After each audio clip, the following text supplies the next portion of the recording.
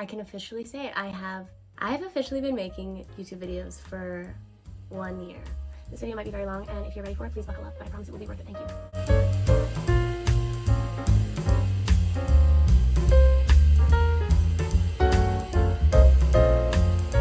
This is my first year really dedicating myself to YouTube. Let me show you. Okay, I made this poster. Hang on. This is like my little corner of inspiration because it's right in front of my desk. I have my very first actor paycheck here. Okay, so I made this sign last September. I was like, I'm gonna reach 100,000 subscribers by January 2022. I really thought that 1 year was a realistic time period to hit 100,000 subscribers. Yeah, I had seen other creators make that 100,000 subscriber mark within like months. Like, it's possible. I personally don't think I was selling myself too short. Like, I believed I could do that. It's not January yet, so who knows? So if this is your first time on my channel, my name is Courtney. You can call me Courts. And in the last year, I have made all kinds of videos, everything from thrift hauls, thrift flip. I am an actor, so sometimes I like to make industry videos on how to succeed in acting. I wrote and directed and starred in my first short film and put it on YouTube, which had a Halloween premiere, which was so fucking cool. And of course, I, like everybody else, have thrown in the vlog or two. But over the last year, I have been dabbling all of my interests, like sprinkling them into my channel and seeing what I like to do most, what I don't like to do, what people like to see, what they don't like to see. Basically, my intent for my first year on YouTube was to build on the skill that is content creation. So this video will be conveniently split into two parts. The first part being the important shit, okay? Because part two is, yes, indeed, the techie shit, which I am excited to share with you all of my knowledge. So, the important shit. I know you're tired of hearing it. I know you are. But the number one piece of advice that I was offered through other creators on YouTube was to be authentic to yourself. And personally, I'm very comfortable with that. But your viewers know. Your viewers can tell if you're being true to yourself. When you're true to yourself, that is what inspires them to subscribe and continue watching you, especially if you're someone that they can relate to. It's always going to play out in your favor to be yourself. Just be yourself. Do what you want to do on your channel. It's your space to create. The second piece of advice that every single YouTuber loves to promote, which is be consistent. Be consistent with your uploads, be consistent with your content, be consistent with who you are on your channel, because that's what people are wanting to expect when they come back and watch your videos. This, however, this piece of advice is actually what put me into kind of a creative rut. I haven't put out a video since July. It is October now, so I have spent 2 months stewing in what I thought was a lack of creative juice, but it's actually just because I was putting so much pressure on myself to be consistent with my uploads, making sure that I could upload every Thursday at the exact same time. It turns out I wasn't really enjoying that. I wasn't enjoying what I was putting out either because I felt like, oh my gosh, I have a deadline, I just have to get it out. Like, it felt like, not homework, but it felt more work than it should be, because YouTube is supposed to be fun. If you are a small account like me, a small channel, and you're trying to grow your platform, this is the perfect time for you to have fun and just do what you want and post when you want. Essentially, I felt like paralyzed with creating content. I just needed to admit to myself that it is perfectly fine to upload inconsistently and when you want. I've seen other YouTubers pull success with this. Creativity flows. Creativity moves and it comes and goes, and 1 minute you're gonna feel like a rush of inspiration and you're gonna start writing and scripting a video, and the next minute you're gonna be like, I have never had a single good thought in my life and nothing is important. Be consistent. Remember that it's always better to rest, follow your creative impulses than to just push content out for the sake of pushing content out. Okay, be innovative. There's so much pressure in that sentence. Like, for me, it's like, be original. And suddenly I am the least original person who ever existed. You can be original and still pull inspiration from other creators like Emma Chamberlain or Casey Neistat. I know so many other YouTubers who have done this and are a huge success. Pull inspiration from those people. Use shots that they use. Make content that you liked watching on their channel. Even though they've made that video before, it doesn't mean that you can't make it again and make it your own. I'm not saying cut and copy and paste, shot for shot. Steal their ideas, man. Steal ideas. There's really no such thing as an original person anymore, so don't try so hard to be. It's okay to take inspiration from other creators. This leads me to my next point, which is try new things, but also be willing to adapt your niche. If your video pops off and it's like a Aranciata review, people love your soda reviews, Put more soda reviews out. People want to see you talk about soda. It's ridiculous, but it could happen, okay? Stay out of your comfort zone. Get out of your comfort zone as often as you can, even if that means filming in public, like me. I hate it. I hated doing it for so long, but now I just do not give a single flying. Point number 6, start right now. There's no time like the present. You're gonna make a fool of yourself. You're gonna fuck it up. You're gonna look back in 10 years and see your very first video and you're gonna be like, oh my God, that's so cringy. But you're also gonna be so proud of yourself. But that's when you sit back and you think, why am I doing this shit again? Oh yeah, to make money. No, you need to give yourself a mission statement.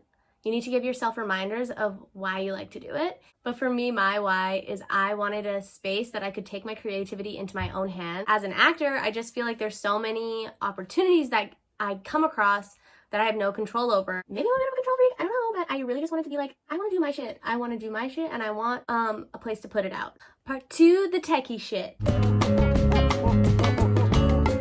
I know you're watching this video for some secret tip that will magically blow up your channel. The techie shit will help you, but it will not be the thing that blows up your channel. What will blow up your channel are your really good, brilliant ideas. Let me show you everything in YouTube Studio that you need to focus on. Disclaimer, these are all things, all of these tools are meant to help grow your channel and not show you the growth of your channel, if that makes sense. So, if you don't know already, I have this very old MacBook Air. It's so old that I cannot use the iMovie on it because it won't update because it's so old. Which brings me to another point, actually. If you are like me and you have limited equipment, a laptop that doesn't update iMovie, I edit everything on my iPad. Every video you've ever seen has been edited on this iPad and filmed on my iPhone. So if you don't have an iPad, you can still edit on your phone. It's going to be a fucking pain in the ass and you will need to summon all of the patience. But you can do it. And if you want it, you can do it. So this is what my channel looks like to me. I have 402 subscribers after 1 whole year, which is pretty dang good. This little stat area I never really pay attention to because it just shows the interest in your videos over the last month, or you can change it here. But let's go into YouTube Studio. I have clicked on my most popular video on YouTube. So this video has 11,000 views in a year. And it's got exponential growth, which is really awesome. The reason why I'm using this video as an example is because there's the most data on it because it has the most views. The only part that I want you to focus on when it comes to looking at individual video analytics is the audience retention, okay? So there's all of these moments here in this little chart of peaks and valleys where you can see how long people were staying and just watching without fast forwarding or leaving the page or exiting the video. So all of these peaks and valleys are super important to look at because you can see exactly where people lose interest in whatever you're talking about. So it's a good tip for you to make the cuts shorter or find better ways of keeping people's attention and to keep them engaged. This part here is really important. You can see how long the average group of people watch the video for, and then it tells you even down here how long people are watching and if it's typical, above average, or good. Like this is above typical, which is really awesome. This point right here at the end is where I literally say, that's it for the video, and people click off. That's all I have for you. Those are my top celebrity encounters in Vancouver. Et voila. They are like, okay, we don't care, goodbye. They don't want to hear the rest of your spiel, so if you got anything important to say, make sure you say it here, where people are kind of still engaged. Let's pop over to the engagement tab because the way that your videos are going to get pushed through the algorithm is if you keep people engaged. The longer you keep people on the platform, the more YouTube will reward your video. That's what we've learned, okay? What we care about is audience retention, okay? This is what will help you figure out how to keep people on your videos longer. Basically, there's just another version of the same chart and some of the same stats. However, we also want to pop over to audience, who is viewing our content, because if you know who is viewing your content, you know who to make videos for. Pretty much my, oh, you can't see, sorry. Like they're literally 100% of my views. Average viewers for me are in this age group, and most viewers for this video weren't subscribed to my channel. But as you can see, 1% of people subscribed to my channel because of this video. That's incredible. Most people are watching from the US, which I love. Hi US, please be nice to me. I want to live there one day. We got a little bit of India, which is so cool. I haven't looked at this in so long. See, this is so helpful. If I knew this earlier, I would probably consider putting subtitles on my video just so that people who are maybe watching to learn English or to practice English or just to hear English can sort of follow along. That's something to keep in mind if you really want to keep your content inclusive. But that's kind of how I like to check in on my videos that have done really well, is just to see who's watching it and how long they're watching it for. And as you can see, our friend here, the Miss Monetization, ooh la la la la, money please, let's click it. This little page brings you to like, I guess a little like toggle tracker, which I like to look at every now and then, not all the time, because if you constantly fixate on this like monetization section, you're gonna get sucked in, and it's gonna be all about this when it should be all about your content, right? Try not to live here, but just know that it exists, and it's really nice to check from time to time. Before you upload, make sure that your video is search engine optimized. So this is gonna help you get your videos to come up when people search for the content of your video. This little buddy here, which is my little YouTube buddy. Hey, it's me. So I realized as I'm editing that I didn't properly introduce TubeBuddy for what it is. TubeBuddy is a browser extension. There's another one, it's called like IQTube or something. I honestly don't know. Some people use both of them, but I use TubeBuddy, and all it is an extension that you download onto your internet browser, whether it's Safari, Google Chrome, Firefox, whatever you're using, you can download it, and it just like lives on your YouTube channel. So you can use TubeBuddy and access it whenever you're doing YouTube things. So back to the video. I don't pay for it, but right now I literally just use this over here, Keyword Explorer. It's the only tool that I use on TubeBuddy because it's pretty much the only one that remains free. So for example, I was trying to figure out what to title this video. I wanted to make sure that it was the first thing that people popped up when they searched about learning on YouTube. 1 year on YouTube. Let's see what comes up. Those keywords as a title are pretty good. The search volume is pretty high. People want to see what it's like 1 year on YouTube. The competition for that search is kind of not great because a lot of people are making videos like that. And the optimization strength for search is really strong, which is great. But let's see if we can make it spicier. Let's try everything I learned after 1 year on YouTube. Egg salad! Excellent. Excellent. That's what you want, okay? So when you use this little keyword explorer on TubeBuddy, you want to aim for that 100 out of 100 SEO score. You have competition with 27 million other people. That's why you want to make sure that yours is the one that pops up. Another way for you to optimize your search engine settings to make sure that you come up on YouTube or Google into your video. So I'm going to use my celebrity video. Make sure that your description has your title in it. Find a way to work that title or those keywords into this description. Because the more you add the keywords into the description that are already similar to your title, just like boosting it out into the search. The more consistent it is here, the better chances that you have of it coming up on a search engine like YouTube or Google. These are my ratings for celebrities I've met while working in restaurants based in Vancouver. Okay, guys? There's the whole title in the video. Obviously, it's not a super long description. It has my channel, my socials, which also boosts it. And then you can go down into tags. And tags, see, like they help. They don't help that much, but they help, okay?